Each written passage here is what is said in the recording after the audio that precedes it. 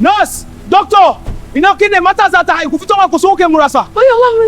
Alamin dai na mutane suna kalmar shi da mu zamu ta yi maka yanzu. Ai ina jin zafi sosai. Bawa Allah kwantar da hankalinka ka zauna da ita nan mu kai ta dakin bincike. Amma ni zan tura ta ko za mu ta ba mai ba. A samu kai Nuna. Ina ta da kai. Kyau amma yi sauri. Al'amin dan Allah ka zauna waje daya kana kara min faduwar gaba. Hakuri Zainab zan zauna. Ki zo da ina nan tare da kebe. Asma'u ki yafi duk abin da na taba miki. Ashe haka uwa take shan wahala? Wallahi daga yau na kara girmama ko wace mace. Na jaf maka Asma Al-Amin. Na gode Asma'u ku bai. Gaskiya ka cika miji na kwarai amma yanzu lokaci yayi dole mu kai ta dakin haihuwa.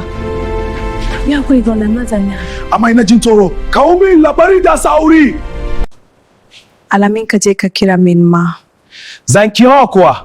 Zan kiya biya da su take addu'a. Amma ki sani ke je rayuwata.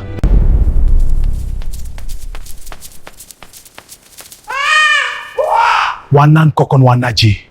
Shin mafarkin nafi ne ko gaske? Barka dai malamin. An samu karo an samu kyakkyawan jariri namiji kamar sa daya da kai. Amiji alhamdulillahi Allah na gode maka. Matata fa Asma'u tana nan lafiya? Tana nan garau sai dai tana bukatar hutu ga jaririn naka. Ya Allah godiya. Na gode. Da ka da zuwa duniya gurjinina. Kai ne na ansar addu'aina. Wallahi zan baka duka abin da kake so addiniyo. Ko da tawarin sa'arin samaniyo ne.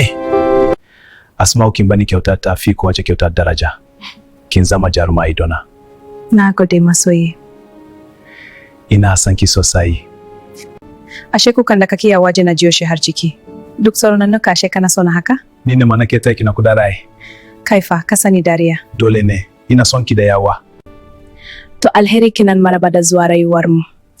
Daga ya gidanmu ya jika. Wannan rana ba zan taba mantawa dai ta ba har abada. Idan wannan labari ya taba zuciyarka ka taimaka man da like, ka tambana subscribe don samu karin labarin su dare. Ka bar na comment don mun jira wajinka. Nuna gadiya sosai da goyon bayanku.